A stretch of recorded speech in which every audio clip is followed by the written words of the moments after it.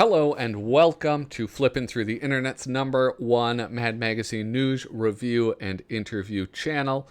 If you like these videos, please hit like, hit subscribe, leave a comment, share this out. That'd be pretty great. I think I'm at 156 or 57 followers right now. And I mean, hey, that's more people than have ever listened to me before in my life. So I'm doing pretty well, but I would like to see that number go up a little bit more.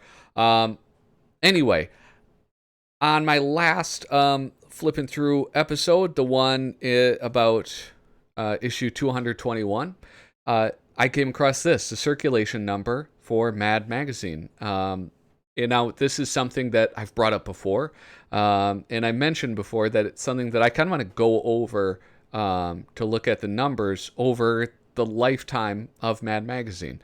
Now, for those of you who don't know, this is something that happens once a year. Magazines, every magazine in America at least, has to publish all of their circulation information. And so that's total number of copies printed, paid circulation, mail subscriptions, copies that were returned or unused or lost as best they can. And they publish that. And as you can see down here, the publisher has to say, I certify that these statements are made by me and they are correct and complete. And so this is, I believe, a legal requirement of periodicals in the United States. Now, I had mentioned wanting to go through all of this and try to find all the magazines and like parse through that data. And Doug Guilford from madcoversite.com, check it out. It's awesome. He sent me a link. He sent me a link to this website, a very simple website made by Mike Slabo. And Mike, hopefully I pronounced your name correctly. He's compiled all of this information. And so we have the circulation data from 1961 all the way down to 2019. 1961 being the year Mad Magazine became a magazine rather than a comic book, and 2019 being the last year that they could report the data on. We're still doing 2020. And now the magazine that I was looking at, number 221, that came out in 1981. And so these are not the numbers that I want to look at, right? Because if it came out in 81, I'd have to be seeing the reported data for 1980. And so I have it 1.3 million. So if we go right here and we look at this, the total number, what's happened? Here we go. The total number is 2.2 million. Now, that's the total number of copies printed. You know, when they send those, like the masters off to, I don't know, the printer, to Kinko's to have them printed. That's how many total copies are made. That's not the total copies that end up in people's hands. You have things like, free distribution. Things that maybe promotional copies, copies that are given out to people that work there, friends, family, like, hey, have a copy. A school tour comes through and they're like, hey, have some copies. So this is the average amount of samples or complimentary ones they give. It's kind of a minus right there. Copies not distributed. And it's here, right? Office use, leftover, unaccounted for, spoiled after printing. You know, Nick Menglin spills his coffee on him. Way to go, Nick. That goes in the spoiled after printing one, all right? And then returns from news agents. I think I mentioned this before, but magazines, and at one time, all comic books, were returnable. And, they wouldn't actually return them because, they get nasty. People touch them, put them back, they get bent up. So what they say is, to the newsstand, they say, rip the cover off. Mail us the covers, and we'll count them up, and then we'll give you a credit on your account. We're not giving you your money, but you can buy other magazines with the money that you spent on unsold product. And so, nearly a million returned copies. Let's not judge. So if we take that 2.2 million and we subtract 65 and 600 and 919,000, we end up with this number right here, which is the number that Mike used in his, which is 1.3 million. And there we go. We have it. So that's where that number came from. I just wanted to kind of go over that quickly. So this is, you go through this and you're like, all right, downward trend. That's sort of life in the magazine world, right? But I'm a more of a visual person, and so this doesn't do much for me. And so I just took this and I put together a spreadsheet. Now, you might be impressed. I was just checking to make sure it was lined up. You might be impressed by this. It's not impressive. All you have to do is, look, you just copy and paste. It's pretty cool. It's fun messing around with Google Sheets or Excel. Anyway, so this is the chart. This is all of our data, our sales data. So we have, like, down here, the first year, 1.2 million copies sold in people's hands. Kids having them rolled up in their back pocket, laying on the couch reading them. These are actual copies that made it into people's hands. As you can see, it grows. I imagine that. Well, I don't imagine anything. I'm curious for the Mad comic circulation numbers, because I'm curious. Did this drop when they changed to a magazine? Were the circulation numbers for the comic lower or higher? I don't know. But as you can see, it's like, hey, this is good growth. 1971, it drops down to 1.8. We have a peak. 1974, it peaked at 2.1 million copies sold. What was happening in the world in 1974? Is it like the Olympics or something? What happened in 1974? Let's see. Get out of here. Historical events, 1974. Nothing. Australian Open. Ohio. Oh, Rose Bowl, Orange Bowl. Not. Oh. This. I saw Richard Nixon, and I thought it was maybe something cooler. Bob Newhart. Is that? Oh. Here we go. Nixon refuses to hand over tapes subpoenaed by Watergate committee. Okay, so this is. That's when that was happening. So I don't know. Maybe that's the reason. Maybe something bigger happened in 1973. I should have done some research about that before. Anyway, so here we have the beautiful spreadsheet. You can see, after 1974, it's not that great. It drops pretty dramatically over, in 5 years, it drops big time. When we hit we seem to bottom out 1985. That's the year I was born.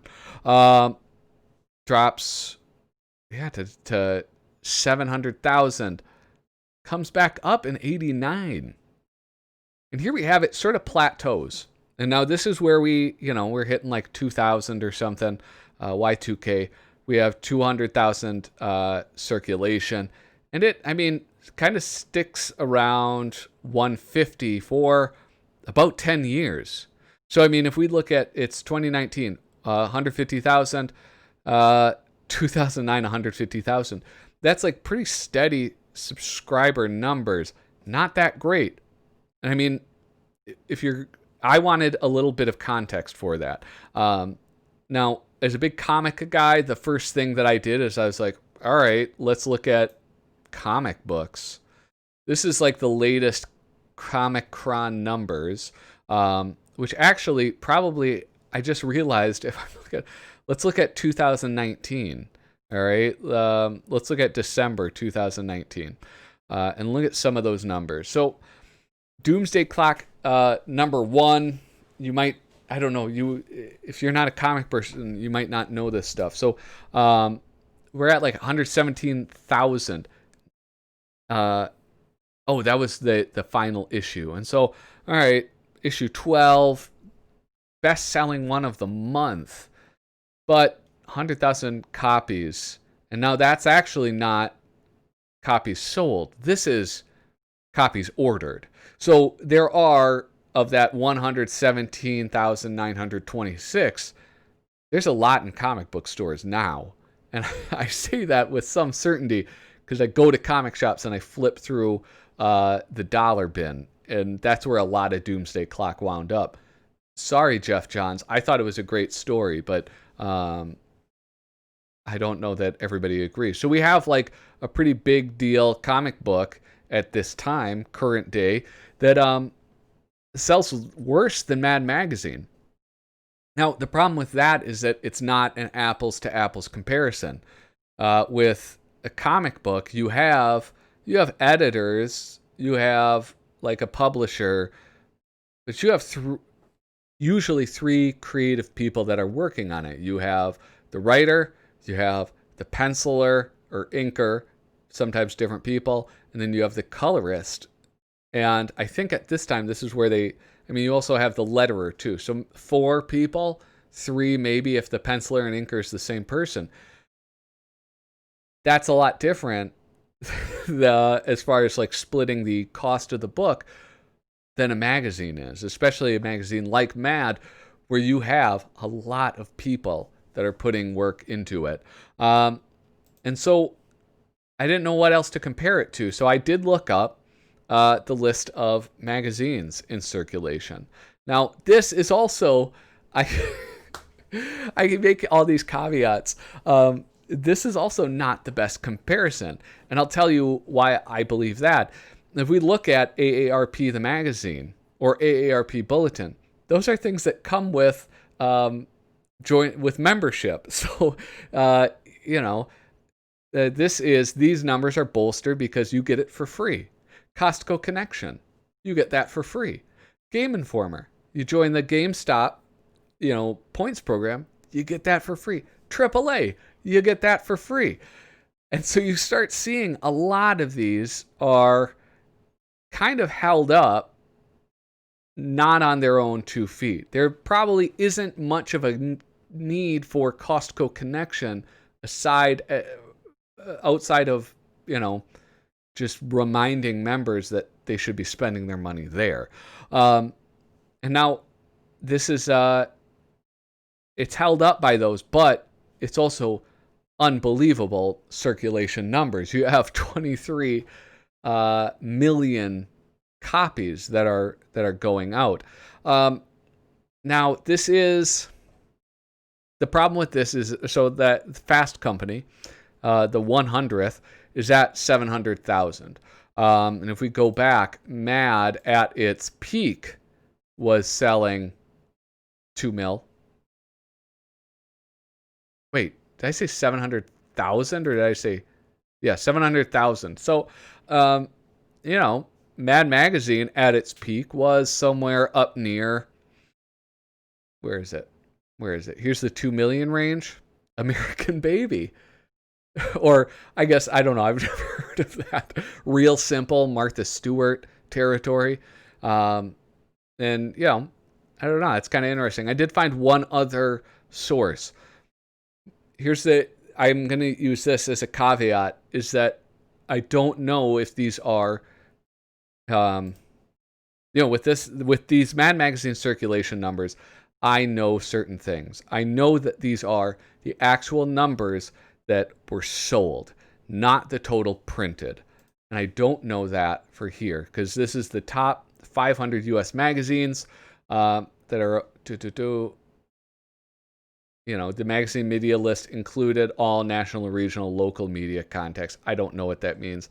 But as you can see, it's a much different story. We have, what was 100 on here? Car and Driver, and that's 1.3 million. So regardless, I think this are like the data is different. Like this, I'm not sure what year this is. This is coming from like 2016. So things change, I think, pretty quickly. There's probably things on this list that aren't even magazines anymore. And so the reason I kind of am going over all of this is that question of, is Mad Magazine worth keeping around? Is Mad Magazine worth saving? And I think that if you're watching this video, if you are a fan of Mad Magazine, that answer is yes, because we have a very strong nostalgic connection to it. We like the humor there. We like the way it undermines things. We like all sorts of things about it. But for a company, is it worth keeping around? And I guess I don't really know the answer to that. I look at Batman being selling not close to this, and Batman's still around. Batman is a bigger name than this, though. And so, I don't know. It's solid readership, though, for the past 10 years. And I guess I don't know what my thesis is. But this actually, I found kind of surprising and reassuring, too. The fact that this is, things have been so steady for the past 10 years. Now, there was a lot of talk about Mad going out of business. Mad Magazine is no longer on the newsstand. So I'm really curious what this is going to look like next year. I mean, how many copies are being sold? Have people made or gotten the subscriptions because they heard it was going out of business? I hope so. I hope this number jumps up, and I hope that they can keep the number up. I fear that they are not going to be able to. But, I think Mad Magazine needs to get bought by somebody. So if you are a millionaire, let's talk. Anyway, I think that's about it. I'll leave a link to all of this stuff. Well, not all of this stuff, mainly to the Mad Magazine circulation numbers if you want to see that. If you want to see this, I'll leave a link to my little graph. Yeah, thanks so much for watching. Please like, subscribe, share this out, and toodaloo.